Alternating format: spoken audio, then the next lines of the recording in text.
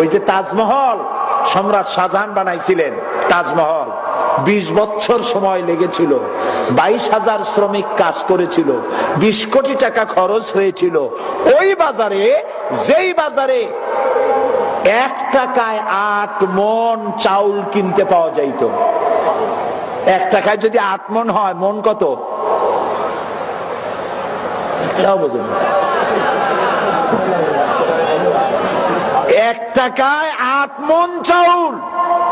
যে গাভী সব থেকে বেশি দুধ দিতে পারে, 3 টাকার বেশি তার দাম ছিল না। সেই বাজারে 20 কোটি টাকা খরচ করা তাজমহল, এটার দাম ইসলামের কাছে কতটুকু, আল্লাহর কাছে কতটুকু? পৌষ মাসের শীতের দিনে রাস্তার উপর একটি এতিম বাচ্চা, গায়ে কাপড় নাই, পরনে ছেঁড়া প্যান্ট, বসে বসে ঠুক ঠুক করে কাঁপতেছে।